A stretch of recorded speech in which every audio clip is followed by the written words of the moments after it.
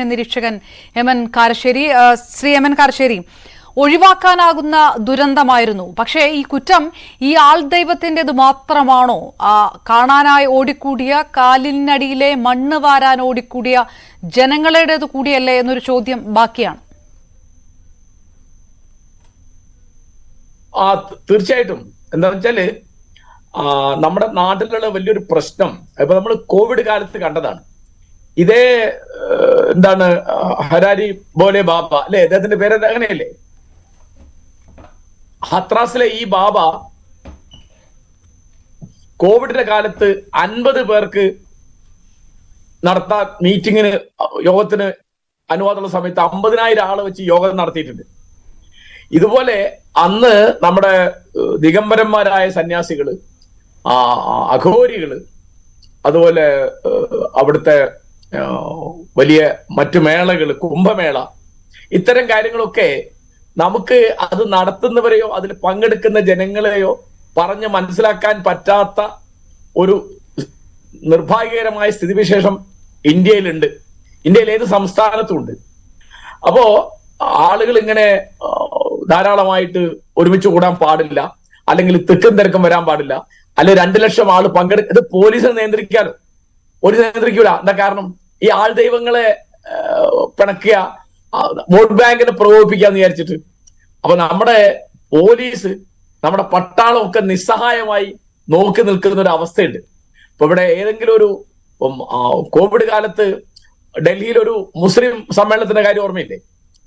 അപ്പോ അതൊക്കെ അങ്ങനെ അവരോട് നിങ്ങൾ തീരെ ആരും അനുസരിച്ചില്ല എന്നല്ല. കോവിഡ് കാലത്ത് ക്രിസ്ത്യൻ പള്ളികളിലും മുസ്ലിം പള്ളികളിലും ഗുരുദ്വാരകളിലും ഹിന്ദു ക്ഷേത്രങ്ങളിലൊക്കെ പലപ്പോഴും ആളുകളുടെ യോഗങ്ങൾ, അസംബ്ലികൾ നിയന്ത്രിക്കുകയും നിരോധിക്കുകയും ചെയ്തിട്ടുണ്ട്. പക്ഷെ അതിൽ ഏറ്റവും ബുദ്ധിമുട്ടുള്ളത് ആൾദൈവങ്ങളുടെ കാര്യമാണ്. കാരണം ആളുകൾക്ക് അതിന്റെ വൈകാരികത ഭയങ്കരമാണ്. അവരൊന്നും പറഞ്ഞേ കേൾക്കൂല. പിന്നെ വേറൊരു തകരാറുണ്ട്. നമ്മളിപ്പോ ഈ ഇത്ര ഒരു മഹാദുരന്തത്തിന്റെ മുമ്പിൽ ഇന്ന് സംസാരിക്കുകയാണ്. അവരെ കുറ്റപ്പെടുത്തി സംസാരിക്കുന്നത് നമ്മൾ കാണിക്കുന്ന മര്യാദകളാണ്. അവരുടെ ബന്ധുക്കളുടെ വേദന മനസ്സിലാക്കാതെ അല്ല നമ്മൾ സംസാരിക്കുന്നത്. പക്ഷെ ഇനി ഇത്തരം ഒന്നും ആവർത്തിക്കാതിരിക്കാൻ വേണ്ടിയാണ് ഞാനിപ്പോ വർത്തമാനം പറഞ്ഞത്. എന്താ കാരണം എന്ന് വിചാരിച്ചാല്, ഈ ഇത്തരം സംഗതികള് വൈകാരികമായി എടുക്കുമ്പോൾ അതിൽ ഒരിക്കലും യുക്തി പ്രവർത്തിക്കൂല, പ്രായോഗിക ബോധം ഉണ്ടാവില്ല. അതിൽ പലർക്കും അങ്ങനത്തെ മരണം ഒരു ദുരന്തമായിട്ടല്ല, ഒരു നേട്ടമായിട്ട് കാണുന്ന ആളുകളുണ്ട്. ഇപ്പം മക്കയിലെ ഹജ്ജിന് പോയി അവിടെ തെക്കും തിരക്കിലോട്ട് മരിക്കുന്നത് പുണ്യ മരണമാണെന്ന് വിചാരിക്കുന്നുണ്ട്. എല്ലായിടത്തും ഉണ്ട്. ഞാനിപ്പോ ഒരു ഉദാഹരണം പറയുന്നുള്ളൂ. അതിപ്പോ കുംഭമേളയുടെ കാര്യത്തിലും മറ്റുള്ളതിനൊക്കെ കാര്യത്തിൽ അങ്ങനെയാണ്. അപ്പൊ ആ തരത്തിൽ നമ്മുടെ ആളുകൾക്ക് യാതൊരു തരത്തിലുള്ള വിചാരവും വിവേകവും ഇല്ലാതെ പെരുമാറുക എന്നുള്ളത് രാഷ്ട്രീയ പാർട്ടികളുടെ കാര്യത്തിലൊക്കെ പണ്ടുണ്ടായിരുന്നു. അപ്പൊ അത് താരതമ്യേന കുറഞ്ഞിട്ടുണ്ട്. അതിനു പകരം അത് ജാതി സമൂഹങ്ങളുടെയോ മതസമൂഹങ്ങളുടെയോ ആൾദൈവങ്ങളുടെയോ ഒക്കെ അടുത്തായിട്ട് മാറുകയാണ്.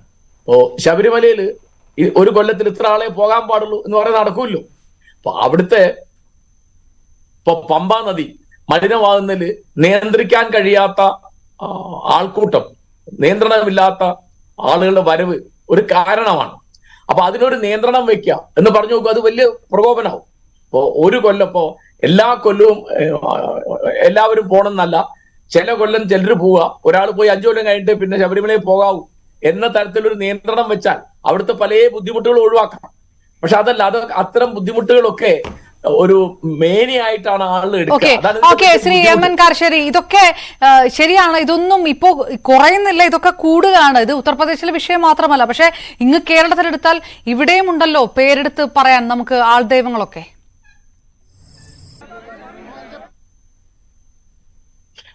അല്ല അപർണ, ഇതിലുള്ള ഒരു കാര്യം എന്ന് വെച്ചാല് നമ്മുടെ സാമൂഹ്യ ജീവിതത്തിൽ നിന്ന് യുക്തിചിന്ത, ശാസ്ത്രീയ ബോധം, കാര്യകാരണ ബന്ധം, ഇതൊക്കെ പിന്നെ പിന്നെ നഷ്ടപ്പെട്ടുകൊണ്ടിരിക്കുക. നമുക്ക് ആധുനിക മതേതര വിദ്യാഭ്യാസം കിട്ടിയിട്ടും ശാസ്ത്രം നമുക്ക് ഒരുപാട് പഠിക്കാൻ പറ്റിയിട്ടും നമുക്ക് ശാസ്ത്രീയ ബോധം ഉണ്ടാവുന്നില്ല. ഇവിടുത്തെ ശാസ്ത്രകാരന്മാർക്ക് തന്നെ ഇല്ല. ഒരു റോക്കറ്റ് വിടുമ്പോ അതിന്റെ ചോട്ടില് ചെറുനാരങ്ങയും മുളകും കെട്ടിത്തൂക്കുന്ന ഒരു പണിയുള്ള രാജ്യമാണ് ഇന്ത്യ. ഇവിടുന്ന് ഏതെങ്കിലും ഒരു റോക്കറ്റ് വിക്ഷേപിക്കുമ്പോൾ അതിന് രാഹുകാലം നോക്കിയിട്ട് വിടുന്ന രാജ്യമാണ് ഇന്ത്യ. അപ്പോ ഈ തരത്തില് എപ്പോഴും, അതായത് അത്തരത്തിലുള്ള അന്ധവിശ്വാസങ്ങള്, അനാചാരങ്ങള്, അതിനൊക്കെ വേണ്ടിയുള്ള കഷ്ടപ്പാടുകൾ, ഇതൊക്കെ എത്ര പറഞ്ഞാലും ആൾക്ക് മനസ്സിലാവാത്ത മാതിരിയാണ് ഇവിടെ ഉള്ളത്. അതിന് പ്രധാനമായും ഉത്തരവാദികൾ നമ്മുടെ രാഷ്ട്രീയ പാർട്ടികളാണ്.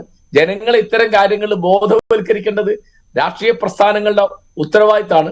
പിന്നെ അവര് ഭരിക്കുമ്പോൾ അവരതിനൊക്കെ നടപടി എടുക്കണം. ഇപ്പോ മരിച്ചു കഴിഞ്ഞാൽ 2 ലക്ഷം രൂപ അല്ലെ 5 ലക്ഷം രൂപ എന്ന് പറഞ്ഞതിന് വല്ല കഥയുണ്ടോ? അത് കൊടുക്കണ്ടെന്നല്ല, അത് കൊടുക്കുന്നതുകൊണ്ട് പ്രശ്നം തീരില്ലല്ലോ. തൽക്കാലം ഒരു ആശ്വാസം ഉണ്ടാവും എന്നല്ലാതെ അപ്പോ മരിച്ചുപോയ ഗൃഹനാഥൻ അല്ലെ ഗൃഹനാഥ അല്ലെ അമ്മ അല്ലെ മകള് അതിന് പകരാവില്ലോ പൈസ. അപ്പൊ ഈ ഇത്തരത്തിലുള്ള വലിയ ജനക്കൂട്ടങ്ങൾ, ഇപ്പൊ ഇന്ത്യയിലാണെങ്കിൽ ജനസംഖ്യ ഭയങ്കരമായി കൂടി വരികയാണ്. ഇപ്പൊ ലോകത്തിലെ ഏറ്റവും ജനസംഖ്യയുള്ള രാജ്യമാണ് ഇന്ത്യ. ഇവിടെ എല്ലാ മതക്കാർക്കും ഇത്തരം തീർത്ഥാടനങ്ങള്, ആഘോഷങ്ങള്, പൂജകള്, മേളകള് അതൊക്കെ കൂടി വരികയാണ്. അതൊന്നും തിരക്കേടില്ല. പക്ഷെ അവിടെ ചെന്ന് മരിക്കണം എന്ന് വിചാരിക്കുക, മരിക്കുന്നതിന് കുഴപ്പമില്ല, അല്ലെ അവിടുന്ന് പരിക്ക് പറ്റിയ അതും പുണ്യമാണ്, അതും ഒരു നേട്ടമാണ്, അതും അനുഗ്രഹമാണ് എന്ന് വിചാരിച്ച ഒരു രക്ഷയില്ല. അപ്പോ ഇതിനിപ്പോ വഴി എന്ന് പറയുന്നത് നമ്മുടെ ഭരണഘടന നമ്മുടെ ചുമതലപ്പെടുത്തിയ മാതിരി യുക്തിചിന്ത വളർത്തുക. ആലോചിച്ച് നോക്കൂ, 2500 കൊല്ലം മുമ്പ് കാര്യമുണ്ടെങ്കിൽ കാരണമുണ്ട്, കാരണമുണ്ടെങ്കിൽ കാര്യമുണ്ട്, കാര്യകാരണ ബന്ധത്തിൽ അധിഷ്ഠിതമാണ് ജീവിതം, ലോകം അങ്ങനെയാണ് എന്ന് ലോകത്തെ പഠിപ്പിച്ചത് ബുദ്ധനാ. അദ്ദേഹത്തിന്റെ പ്രബോധനങ്ങളൊക്കെ ഇന്ത്യയിലായിരുന്നു. ആ ബുദ്ധന്റെ നാട്ടിലാണ് ഇപ്പൊ യാതൊരു തരത്തിലുള്ള കാര്യകാരണ ബന്ധമില്ലാതെ, യുക്തിചിന്തയില്ലാതെ, ശാസ്ത്രീയ ബോധമില്ലാതെ ആള് പെരുമാറുന്നത്. ഇപ്പോ അമ്പലത്തിൽ പോണ്ട, അല്ലെങ്കിൽ ഉത്സവത്തിന് പോണ്ട, അല്ലെങ്കിൽ ആരാധിക്കണ്ട, പ്രാർത്ഥിക്കണ്ട എന്നല്ല ഞാൻ പറഞ്ഞത്. അതിന് ഒരുമിച്ച് കൂടുമ്പോ അവനവന്റെ ഇതേ തരത്തിലുള്ള വികാരങ്ങൾ പങ്കുപറ്റുന്ന മറ്റാളുകൾ കൂടിയിട്ട് അതിനൊരു കണക്കില്ലാതെ വന്നിട്ട് നിയന്ത്രണാധീനമാണ്.